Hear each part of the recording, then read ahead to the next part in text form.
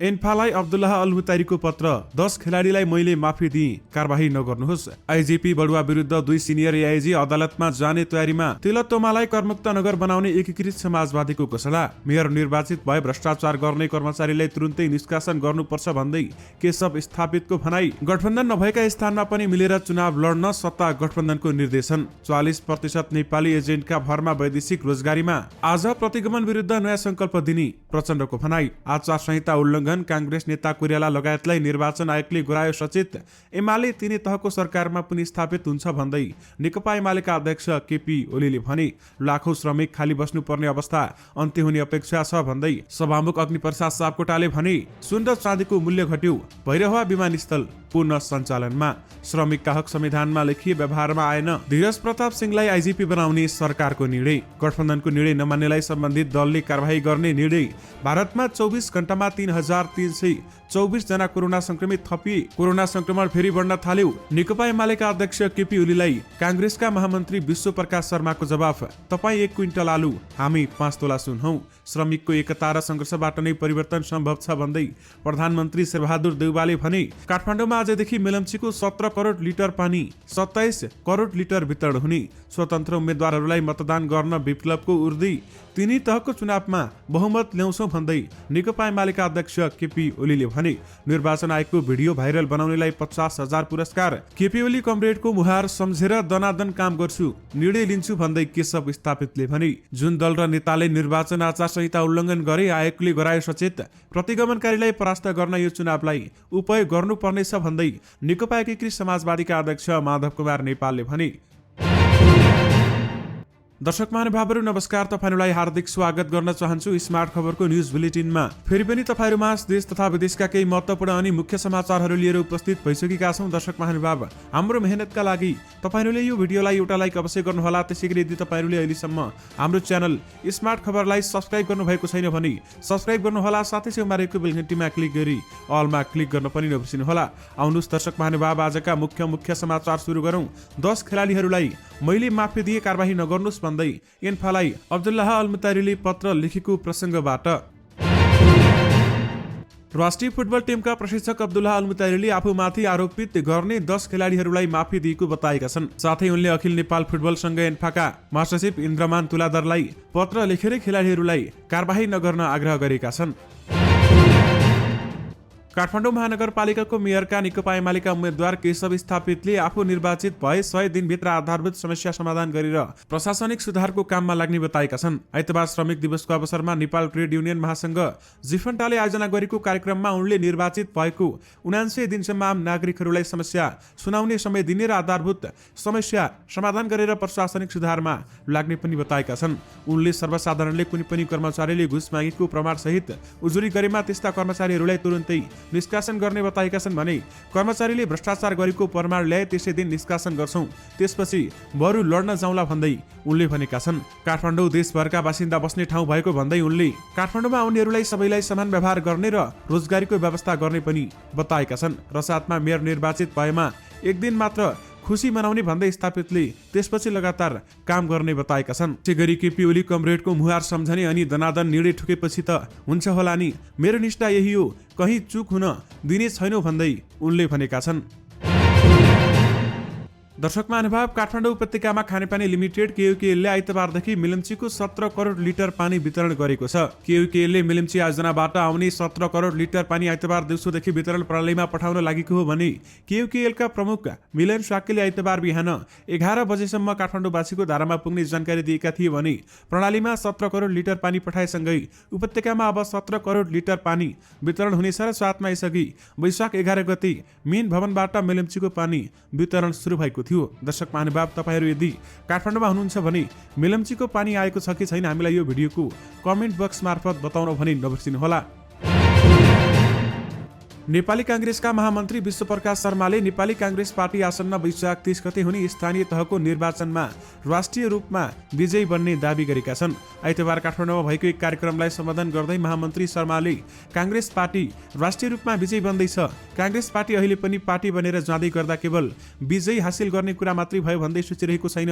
यो समाजलाई कसरी सोचेर जाने, कसरी समाजलाई एकै ठाउँमा कसरी उभाएर जाने, दुई खाले युवा महिलाको अवस्थालाई एकै ठाउँमा कसरी बनाएर जाने भन्ने सोच राख्न जरुरी छ। स्थानीय तहको निर्वाचनमा विजय भन्दै गर्दा विजयको सुरुवात मात्र नसोचेको र समाजलाई एकै ठाउँ कसरी उभ्याएर जाने र भन्ने बारेमा उनले कांग्रेसले पहलकदमी गरिरहेको समेत बताएका छन्। र साथमा स्थानीय निर्वाचनमा कांग्रेसले बलियो बन्ने देखेपछि एमालेका अध्यक्ष केपी शर्मा ओलीले आफू क्विन्टल र अरू 1-1 किलोको ढक भएको त्रासपूर्ण अभिव्यक्ति दिएको जिकिर गरेका थिए। केही दिनअघि नेकपा एमालेका अध्यक्ष केपी ओलीले एक सार्वजनिक कार्यक्रममा गठबन्धनका 5 दल 1-1 किलोको ढक भएको र नेकपा एमाले एक्लै क्विन्टल भएको अभिव्यक्ति दिएका थिए। ओलीलाई लक्षित गर्दै महामन्त्री शर्माले एमाले 1 क्विन्टल आलु भएको तर गठबन्धन 1-1 तोला मात्र भए पनि सुन भएको जिकिर गरेका छन्।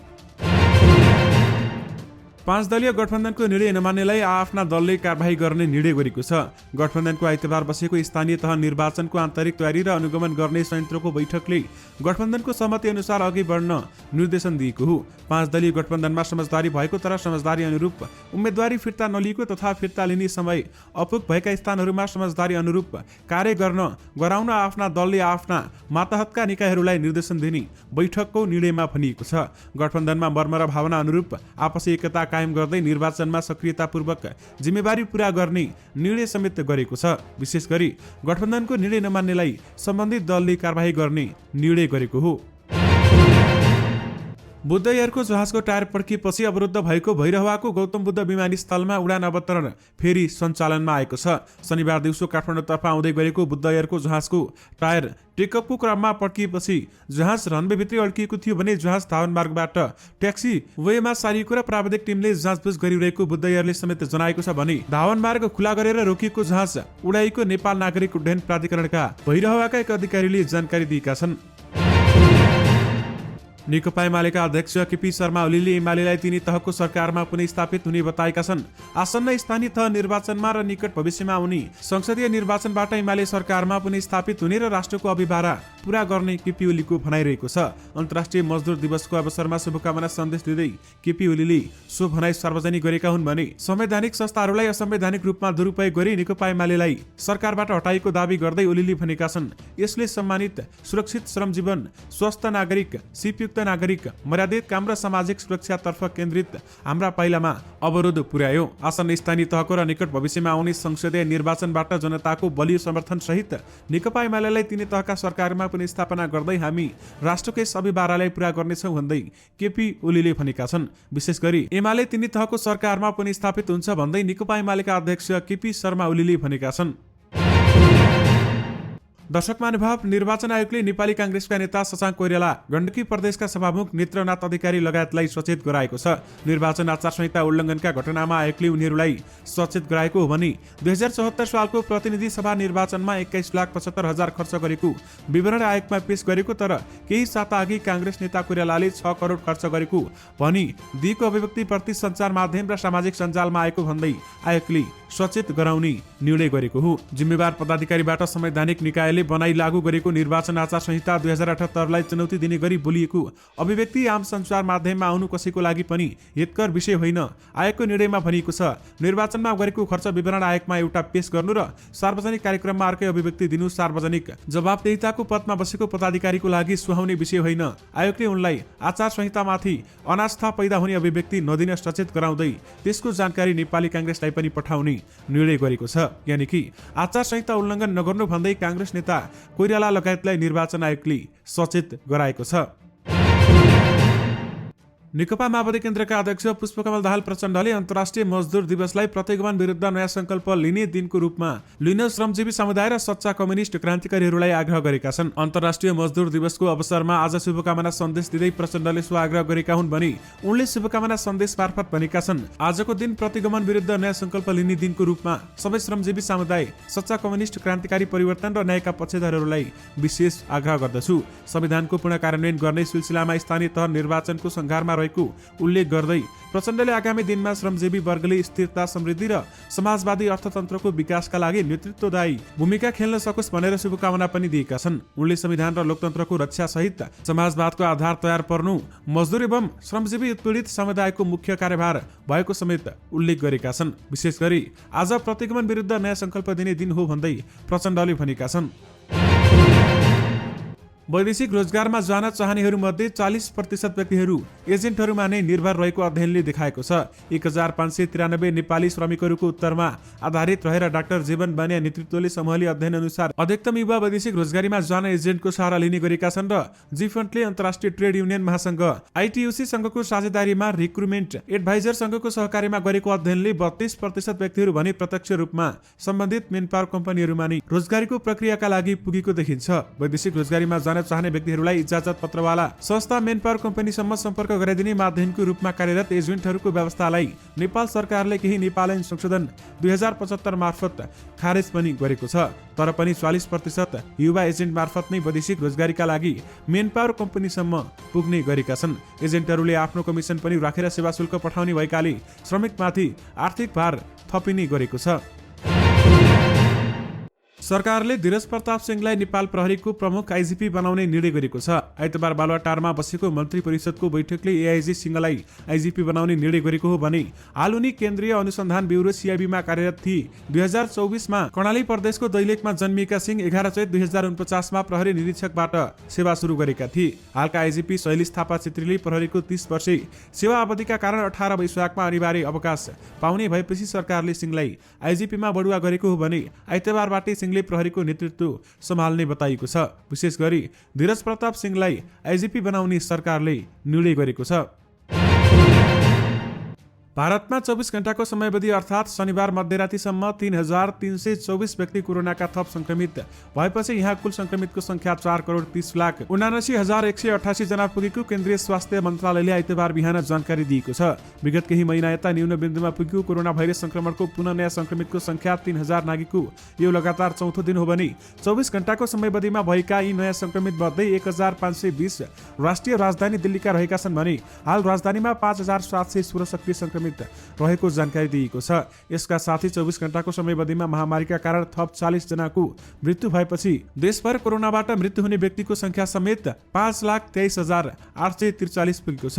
भारतभर अझै पनि सक्रिय संक्रमित 19,092 जना रहेको पनि मन्त्रालयले जानकारी दिएको छ भने भारतमा केही महिना यता सक्रिय संक्रमित घट्ने क्रम जारी रहेको थियो, तर केही हप्तादेखि सक्रिय संक्रमित बढेको पाइएको छ। प्रधानमन्त्री शेरबहादुर देउवाले श्रमिकको एकता र संघर्षबाट नै परिवर्तन र उपलब्धि सम्भव भएको बताएका छन्।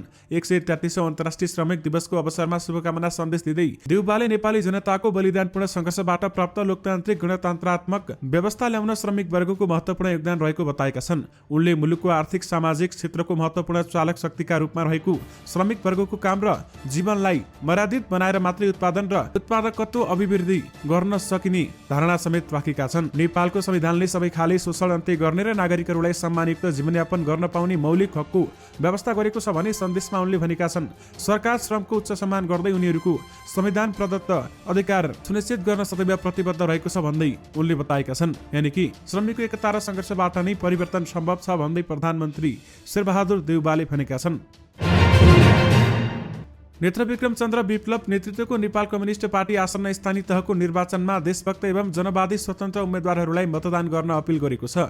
महासचिव विप्लवले आइतबार एक अपिल जारी गर्दै पार्टीको निर्णय अनुसार एमसीसी एवं राष्ट्रविरोधी देशभक्त जनप्रिय प्रतिनिधिहरूलाई सहभागी गराउने र सहयोग गर्ने नीति र निर्णय अनुसार मतदान गर्न आह्वान गरेका छन्। हाम्रो जनप्रिय एवं गौरवशाली पार्टी नेपाल कम्युनिस्ट पार्टीले हालै हुन गइरहेको स्थानीय चुनावमा एमसीसी एवं राष्ट्रघाती विरोधी देशभक्त जनवादी प्रतिनिधिहरूलाई सहभागी गराउने र सहयोग गर्ने नीति र निर्णय पारित गरेको छ भने विज्ञप्तिमा भनिएको छ। यही नीति अनुसार 2079 वैशाख 30 गते हुने चुनावमा पुतली चुनाव चिन्ह लिएर उम्मेद्वार हुनुभएका साथै अन्य कयौं स्थानमा अन्य चिन्ह जस्तो कि लट्ठी, हाँस, धरहरा आदि लिएर उठेका देशभक्त जनवादी स्वतन्त्र उम्मेद्वारहरूलाई सहयोग गर्न र समर्थन गर्ने नीति लिएको जानकारी गराउँदछु भन्दै बताइएको छ। यानि कि विप्लवले स्वतन्त्र उम्मेद्वारहरूलाई मतदान गर्न आग्रह गरेका छन्।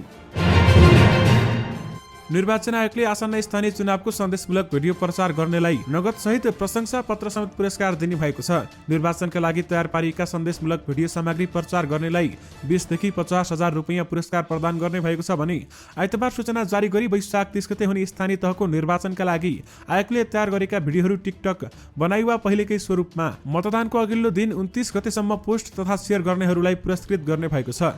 फेसबुक, युट्युब, टिकटक जस्ता सामाजिक सञ्जालमा पोस्ट र शेयर गरी भाइरल बनाएमा 50 लाख वा सोभन्दा बढी दर्शक पुर्याउनेलाई 50,000 रुपैयाँ, 30 लाख वा सोभन्दा बढी दर्शक पुर्याउनेलाई 30 र 20 लाख वा सोभन्दा बढी दर्शक पुर्याउनेलाई 20,000 रुपैयाँले पुरस्कृत गर्ने आयोगका सहप्रवक्ता सूर्य प्रसाद अर्यालले जानकारी दिएका छन्। आयोगबाट जारी भिडियोहरूका सन्देशमूलक अंश भाइरल बनाएको तथा दर्शक संख्याको आधारमा मूल्याङ्कन गर्ने अर्यालले जानकारी समेत गराएका छन्। विशेष गरी निर्वाचन आयोगको भिडियो भाइरल बनाउनेलाई 50,000 पुरस्कार दिने बताइएको छ। नेकपा एकीकृत समाजवादीका अध्यक्ष माधव कुमार नेपालले मजदुर दिवसमा शुभकामना दिएका छन्। उनले श्रमिकहरूको हक, अधिकार, सुविधा र असल श्रम सम्बन्ध सुनिश्चित गर्न अन्तर्राष्ट्रिय श्रमिकको दिवसले प्रेरणा दिनेछ भन्ने विश्वास समेत गरेका छन् भने उनले स्थानीय चुनाव नजिकैको भन्दै यो चुनावबाट प्रतिगमनकारीहरूलाई परास्त गर्नुपर्ने बताएका छन्। निकट भविष्यमा स्थानीय तहको चुनाव आउँदैछ।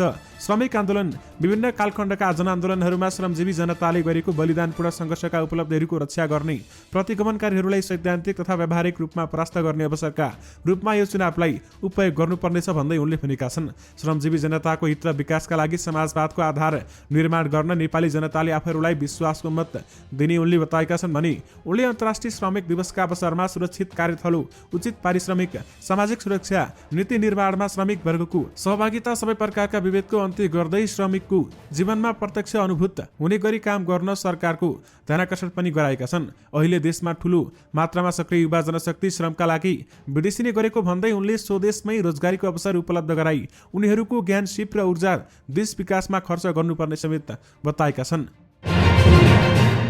आज सुनको मूल्य तोलामा 200 रुपियाँले घटेको नेपाल सुन चाँदी व्यवसायी महासंघले जनाएको छ।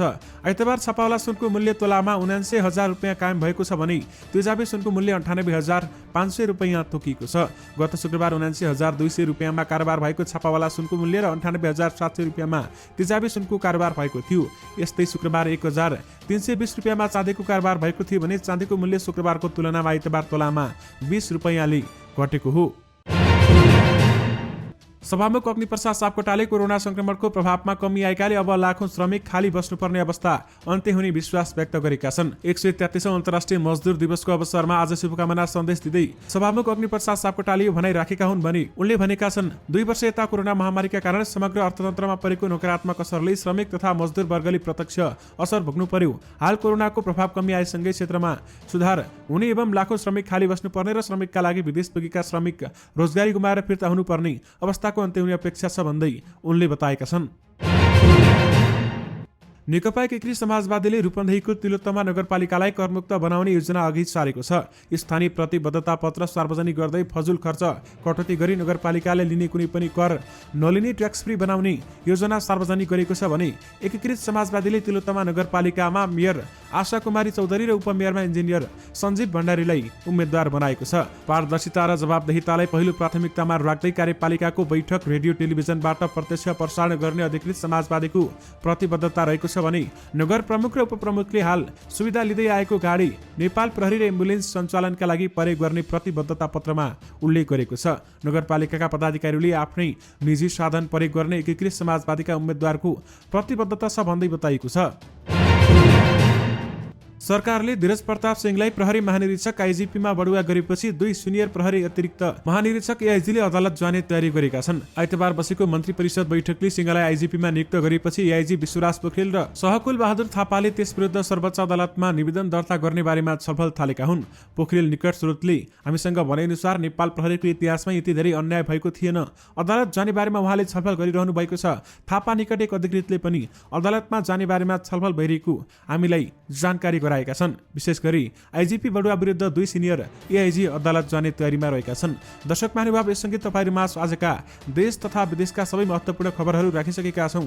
फेरि पनि तपाईहरुमा नयाँ भिडियोहरूको साथमा अथवा मुख्य समाचारहरूका साथमा उपस्थित हुने नै छौं। अहिलेलाई भने मलाई बिदा दिनुस्। नमस्कार।